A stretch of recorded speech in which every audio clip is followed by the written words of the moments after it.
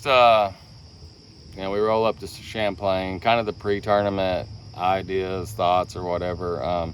One is I like coming here. It's a big lake. I like that because you hardly see anybody. You can kind of get away, and there's a lot of options here. And you have to go on what's happened in the past.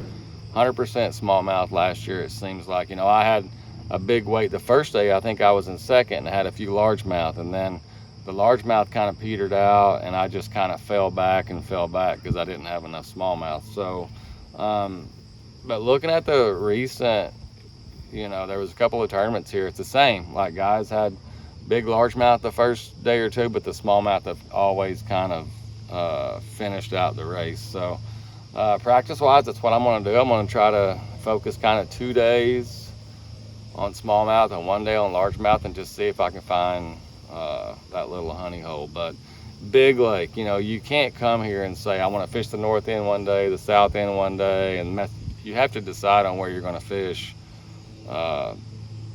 It's just so big, and based on the weather coming in, there's a forecast of us getting some weather at the end of the week with high winds and stuff. I don't want to be running to tie with high winds. So yeah, we'll jump on ActiveCaptain here, and I'll kind of show you what I think is going to happen.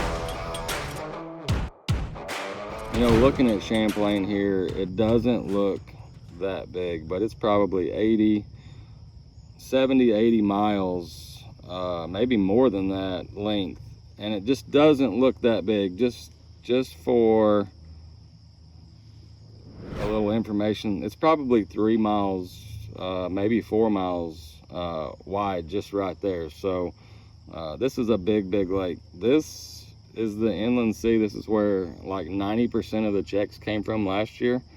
I kind of expect it to be the same. There'll be a lot of largemouth caught on the north end. If somebody's brave enough, to go in the wind down here at Ty, there'll be some largemouth caught there. But my prediction is a lot of these flats, just these smallmouth flats around these islands and things like that, that's going to play. Last year there was a lot of fish caught out in the middle, just drifting and stuff, these big wolf packs of smallmouth. And I kind of expect it to be a lot like it was last year. I think smallmouth are going to rule. I think there'll be definitely largemouth will play, but my prediction is smallmouth. Hey guys, this is the practice recap for Champlain. We got 3 full days because of an off day, and got to spend a lot of time. But even though 3 full days, you feel like you cover a minute area of the lake. The lake's giant. I've had some success here over the years. Never won here, but I don't know. I've had some good finishes, and I feel like this can be one. Did I feel like I found anything that would give me a chance to win? Not yet. Hopefully that happens during the tournament. But the thing that scares me a little bit is I always am able to find a stretch or a little pattern where I can go catch a few big largemouth, and I just didn't find that. I got some bites. The largemouth were skinny, so we're going to settle in on smallmouth this time, and just see if we can kind of hold tight with the smallmouth and get a couple of those bigger bites. I just played around with it and caught some. The thing about it is you'll have a wolf pack of 5. They're different sizes. You just got to be the one that triggers those big ones to bite. So we're going to start with that anyway, and see how it goes. If I'm able to catch, say, 20 pounds of smallmouth, then I'm going to go to the bank and see if I can't catch a big largemouth. But for now, it's all brown for us. Lake Champlain wrap up. Finished 18th. It's a good tournament, solid tournament, but really not the tournament that I needed. I needed a top 10. I know that sounds greedy, but in order to make the Classic, I really feel like I needed a top 10 to make it easier at the St. Lawrence River. But I really thought that after practice that I could catch around 20 pounds of smallmouth, and even though I did that a couple of days, the last day it kind of bit me. I never got one of those 4.5s.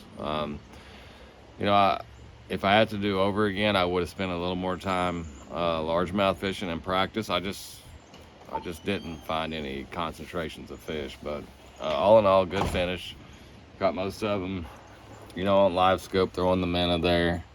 You'll see that on the video. If you had, I guess you're seeing that on the video if you're watching this, but yeah, I kind of located an area and had most of it to myself, and it worked out. So good finish. At least we have a chance next week at St. Lawrence. So actually this week at St. Lawrence, we have a chance to make the Classic still, and that's what's important. So let's jump on ActiveCaptain here, and I'll kind of show you how it went down.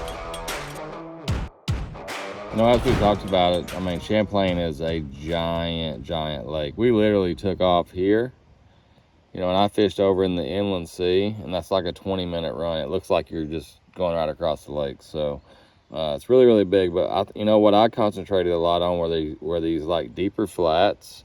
You know, these flats out in front of these bays, like right here would be a really good example. You know, just where a lot of those fish would be feeding up, you know, cruising around. And I probably caught, I don't know, 20 or 30% off of the bottom, and then the rest of them were just out floating, you know. And yeah, as far as largemouth, I was just looking for I think I only weighed one, you know, just clean vegetation, if that makes sense. A lot of Champlain's starting to get choked out with eelgrass, and I just tried to stay away from that. But actually the tournament's still going on right now as we do the video, so I'm not sure, you know, where it's going to be won. I do know there was a lot of guys fishing in the inland sea along with me, you know, and I haven't watched any live. The cool thing about Champlain is it's a big lake.